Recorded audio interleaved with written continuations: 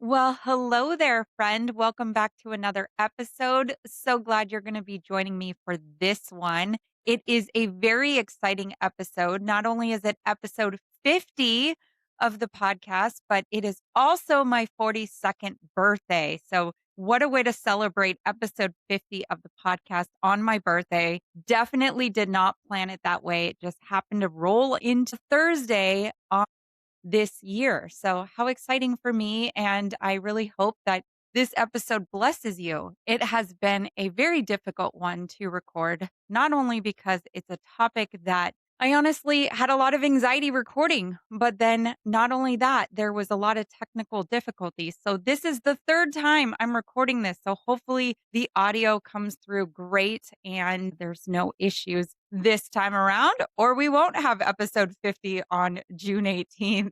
Before we get into the topic of today's episode, I want to share a beautiful review I received from one of my beautiful listeners. Friend, if this is you, thank you so much. But it says, being over 40 can feel like you're in the upside down. And all the advice that we're given to take care of ourselves can feel like a full time job.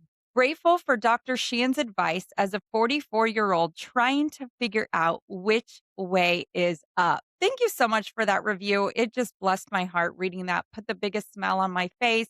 You know, every single week I come with a episode prepared, whether it's myself or a guest, and we really break down how to really build a beautiful relationship with your body, how to understand what its signals are trying to say to you, and how to really cut through the noise of the health and wellness industry that is so loud and so daunting and can make us feel absolutely insane and overwhelmed. So I really just love that you took the time out to write that. And I'm very, very grateful. All right. So today's episode topic, and it's easy to talk about when it's not you. I bet a lot of you can relate listening to that. Like, we can tell stories of other people. We can talk about something we've heard, that we've read about. We can share with so much enthusiasm. And then when it's us, it's like, oh my gosh, do I really have to talk about that?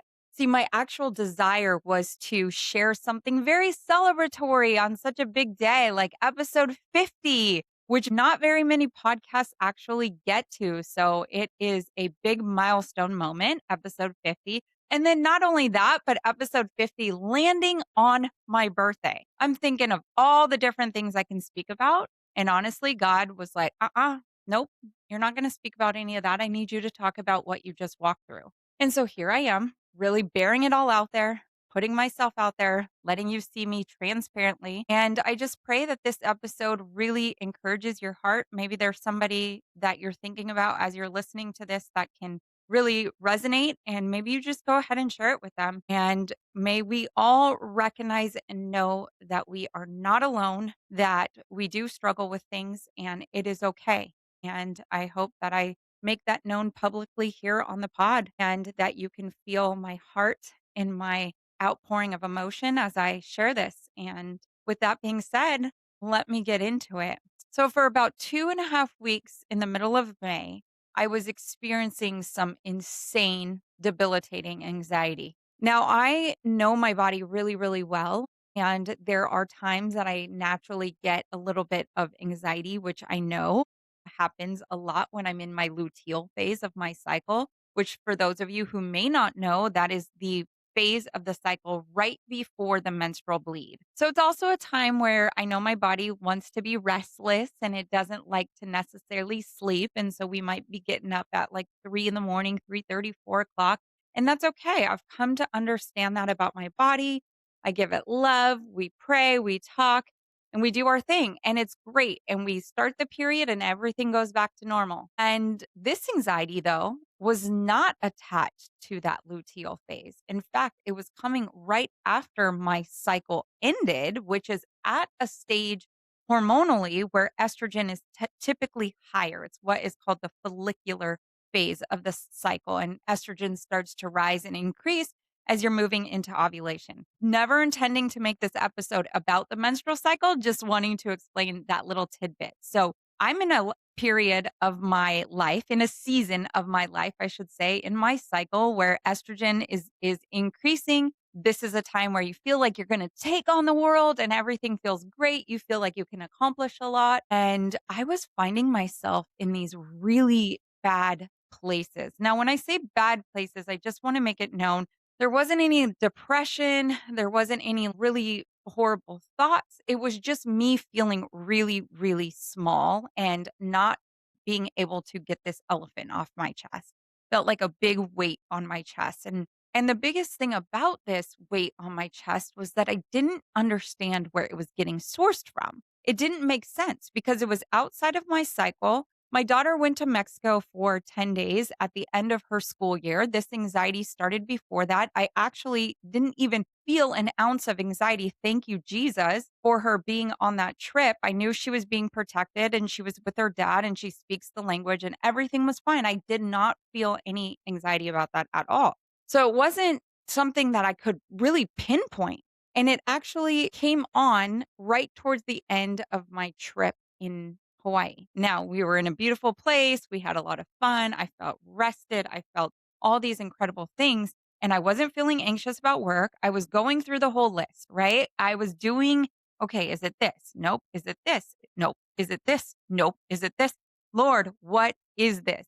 And nothing about my day to day morning activities, how I take care of myself, how I dialogue with my body, all these things that I do on a daily basis, nothing changed. Yet this impending, anxious, overwhelmed feeling, all of it just came over me like a rushing wind. And I felt like it knocked me down. Now, I was in my morning devotion time where I spend time in my Bible and I spend time in prayer. And I'm just asking the Lord, like, where's the source? Please help me. Give me the like supernatural endurance to get through every single day. And while I didn't get a clear answer until about 2.5 weeks later, and this is what I'm going to share with you guys today, I was able to make it through day to day by continuing the same practice that I do, by continuing not to fight against the anxiety, but to actually allow it to exist within me, not, oh, where's this? Oh, I got to figure it out. Stressed out in this anxious, oh my gosh, causing more anxiety. You know, it's one of the body cards that I wrote in the Talk to Me Body card deck. And it says, I am your body. When you fear, I fear, and we spiral together. See, when we start to go into these panic modes about why something is happening the way that it is, not only are we adding fuel to the fire, we're making things actually worse. Now, I could have done this with my anxiety. Where are you coming from? What's happening? Oh my gosh, oh my gosh, oh my gosh, and spiraling myself out of control. But what I continued to do is I just gave myself grace. The Lord stepped in and supported me more than he could have supported me any other day. And I'm so grateful and thankful for it. I was able to work with my patients, see my patients, rest in between seeing patients, and then go back into my next day of seeing more patients and so on. And the same cycle continued. Well, here's the issue. I need to take this a step backwards before I tell you how everything transpired. See, all my life, I struggled with really debilitating fear of rejection, fear of abandonment, fear of disappointment, fear of not being good enough, fear that somebody is going to see parts of me that they don't like and they're going to reject me and the whole cycle continue. Now, this started when I was a little girl at a really young age. I have spoken about it on the podcast in prior episodes, but I haven't spoken about it recently because I was really convicted by the Lord one day about how I was talking about it. So you see, I was born with a mild case of cerebral palsy that affects the right side of my body. And for so many years, 20 years of my life, I really tried to mask it and hide it so people couldn't tell. Well, you only mask it as far as you can before people start to notice. And then you end up in junior high and people are making fun of you. And all these things happen. And it just ends up like death by a thousand paper cuts. And so my soul was so broken. And as I built my relationship and built my faith in my early 20s with the Lord, I was like, okay, you know what? I'm going to accept this part about me and I'm going to be okay with this. And we're going to just tell people about it. And so it became almost like this thing where I would talk about it or tell somebody about it before they even notice. It's kind of like having a pimple on your face or something going on, or like maybe a stain on your shirt that you're like, I know it's there. Like you're going to tell people it's there before they even say anything about it. Like you're drawing attention to it almost like to deflect. So I didn't realize that that is what I transferred into. Not only, okay, I'm hiding it, masking it, then I'm transferring it into deflection. And that wasn't healthy either. So I actually stopped speaking about it for a long time. And I do have permission to talk about it right now because I do believe that it is a tie-in to all of this stuff. So at a young age, diagnosed with the cerebral palsy, and it affected just how I saw myself. And I went through that whole loop: fear of rejection, had to be perfect, didn't want to be an inconvenience, all of it. So carrying that into adulthood and working on unraveling these fears and becoming more self aware of things that were going on and how I was responding to things, I really felt like I was overcoming some of this fear without recognizing that that fear still was there. So one morning on May 6th of this year, so about 6 weeks ago, 6.5 weeks ago, I'm sitting in my quiet time. It's a random Wednesday morning. I'm not anticipating this huge, big word from the Lord or anything like that. And all of a sudden, my spirit landed this thing from the Lord. And he said, I want you to continue to push through the fear. And as soon as I heard that, it was like flashes back and forth from my past and all these ruminating moments where I saw these pictures of me either running back into safety like a little turtle because somebody was calling me forward. And I'm like, I don't want to, I don't want to, I don't want to. And I ran back into fear. And then other times where I'm like, okay, I'm going to be brave. I'm going to stick my head out. I'm going to do these things. And then something happened and I run back into safety.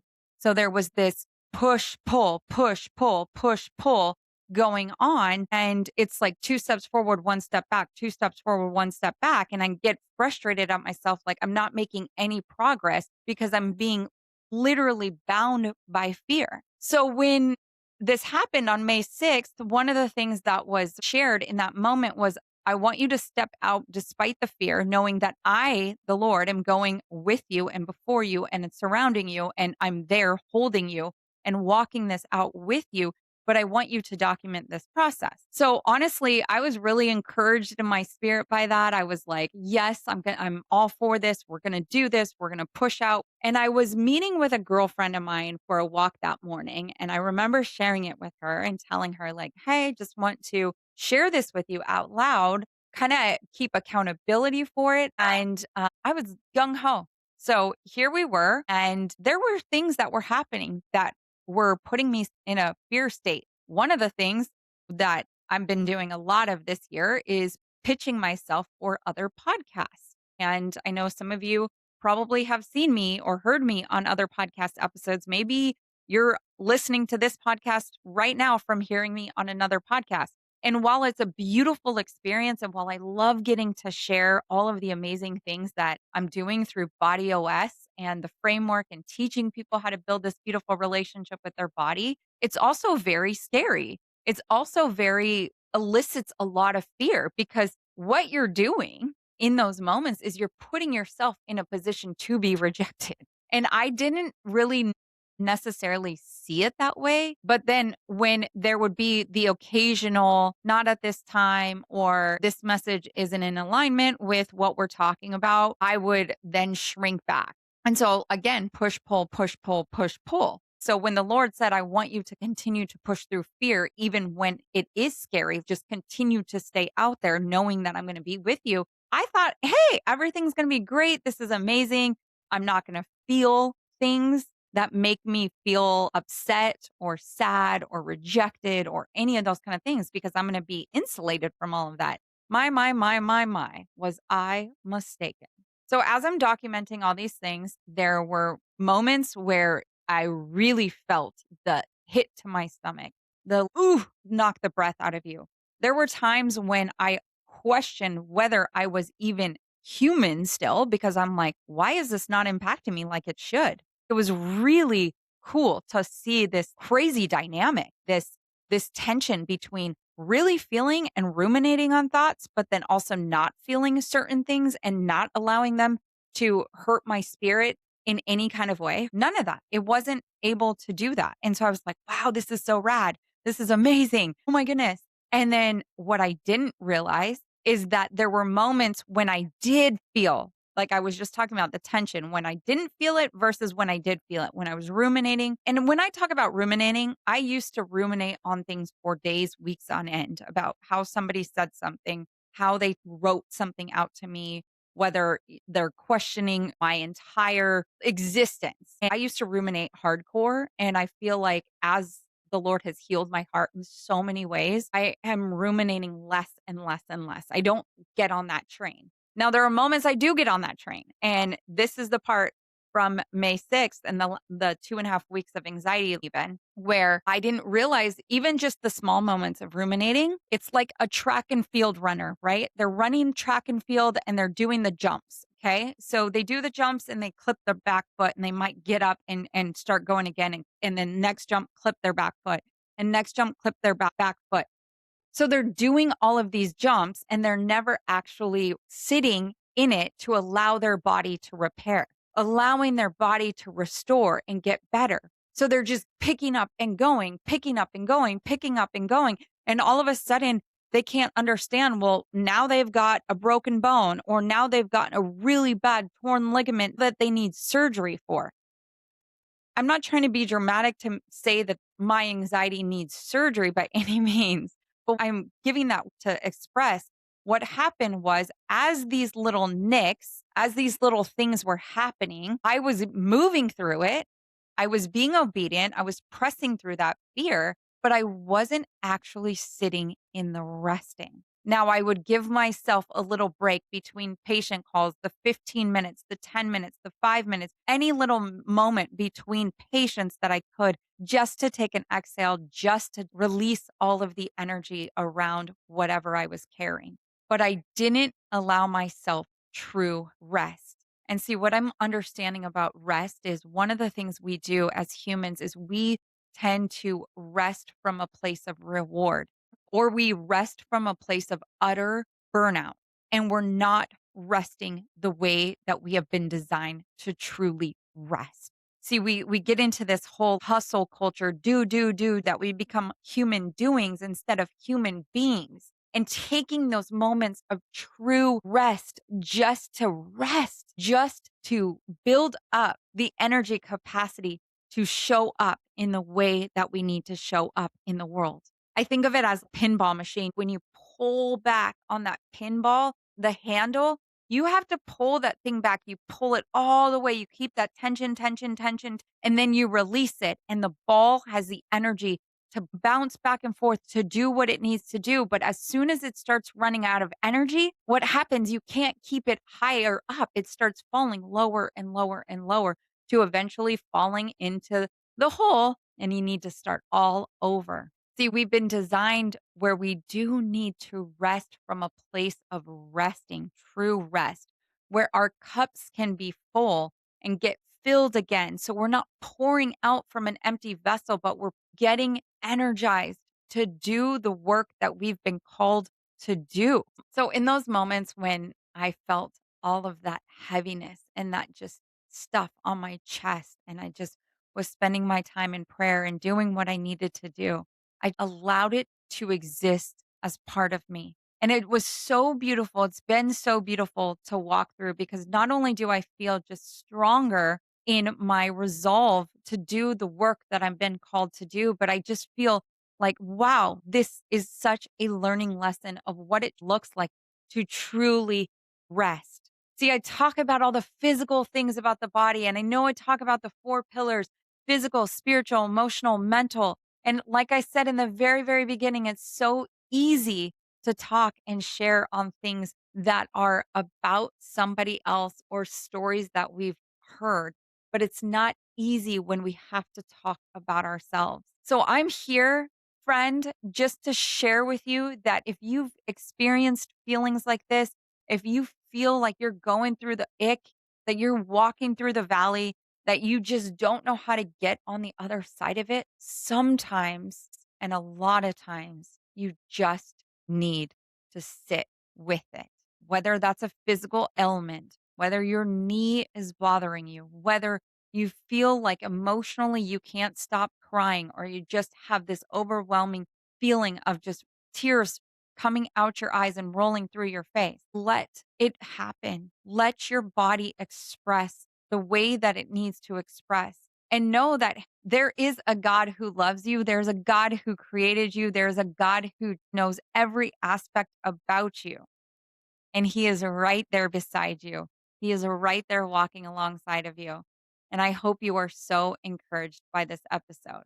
I pray you have a beautiful week, and I will see you on the next episode.